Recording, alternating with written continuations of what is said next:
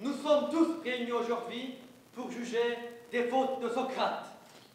De quel méfait accusons-nous Socrate? Socrate est coupable devant la justice de corrompre la jeunesse et de ne pas croire au Dieu de la vie, mais bien en d'autres choses, des affaires de tout monde, d'un nouveau genre. Comment mes accusateurs ont agi sur vous, Athéniens? Je l'ignore. Le fait est que, moi-même, c'est tout juste s'ils ne m'ont pas fait oublier qui je suis, tant leur discours était persuasif. Et pourtant, si je puis me permettre, ils n'ont rien dit de vrai. Mais il y a un trait, surtout, qui m'a marqué parmi leurs nombreux mensonges. C'est quand ils vous ont recommandé de ne pas vous laisser avoir par moi en me présentant comme habile à parler. Mais de moi, vous n'entendrez que la vérité. Sûrement, Athéniens, ce ne seront pas des discours agrémentés comme les leurs, de l'élégance de la phrase et du vocabulaire, mais vous m'entendrez parler sans règle, avec les premiers mots venus, car j'ai la conviction que mes paroles sont justes.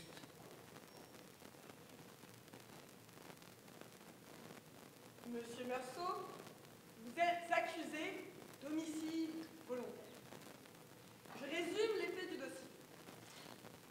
Vous vous trouviez sur la plage d'Alger-Ouest en compagnie de Lucien R, ici présent. Est-ce bien cela? Oui, monsieur. Madame. Enfin, madame la juge. Vous vous trouviez près du domicile du suscité Lucien R et vous veniez de déjeuner sur la plage avec lui, Camille R et Marie S. Vers les 2 heures, quand Camille S, hier, est déclaré vouloir se retirer, Lucien R a émis le souhait de rester en votre compagnie sur la plage. Est-ce bien cela?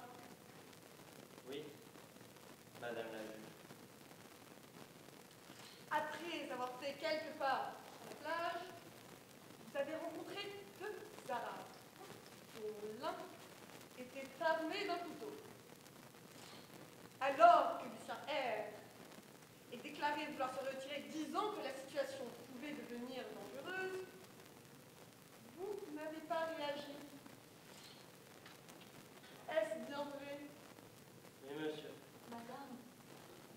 Enfin, madame la juge. Que disaient mes calomnieurs pour me calomnier?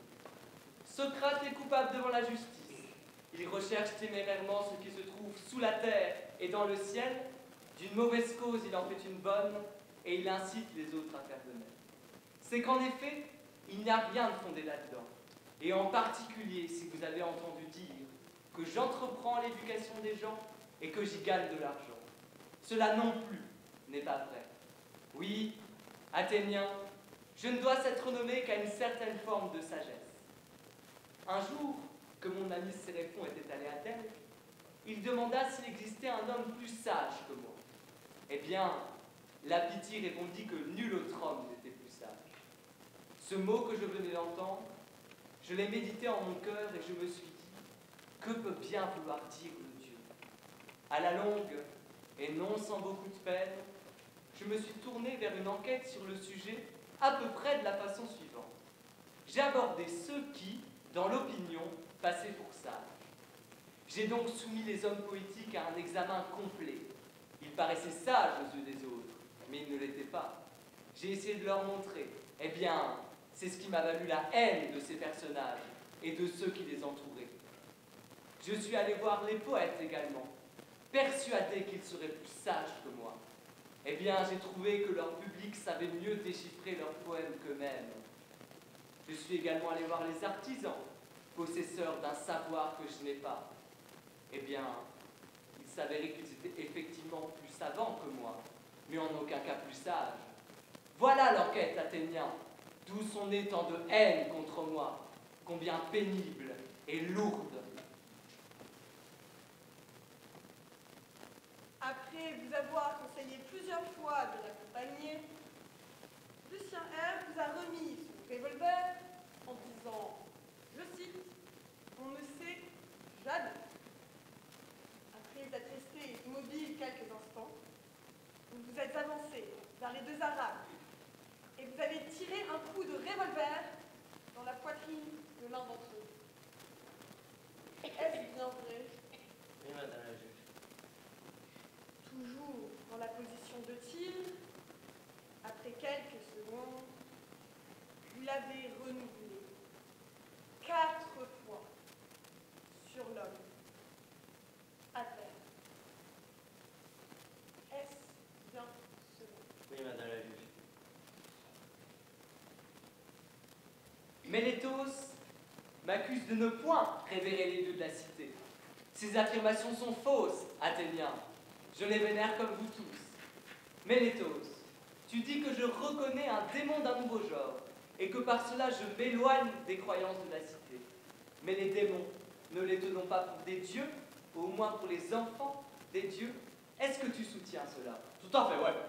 Eh bien, si comme tu le dis toi-même, il existe des dieux, et que les démons sont une sorte de dieu, voilà ce que je dis quand j'affirme que tu blagues et que tu plaisantes. Pourrait-on croire qu'il existe des enfants de Dieu mais pas de Dieu? Ce serait aussi absurde que de croire que les mulets sont des rejetons de chevaux et d'ânes, sans croire à l'existence des chevaux ou des ânes. Ces affirmations d'impiété sont donc parfaitement inavérées. Bien. Je vais maintenant m'intéresser à quelques affaires apparemment étrangères à votre situation. Mais peut-être la toucheront de fort près.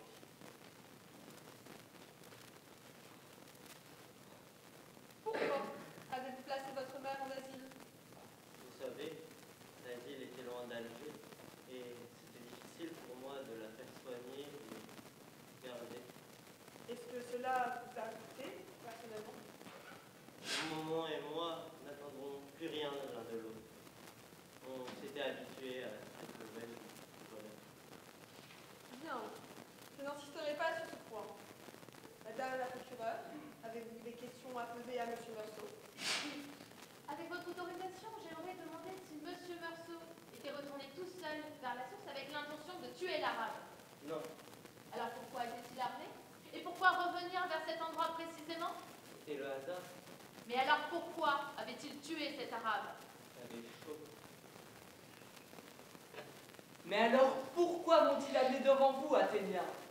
Parce qu'ils me détestent, concitoyens, pour ce que je suis, pour ce que je fais, qui pourtant ne contrevient point aux lois de notre cité sacrée.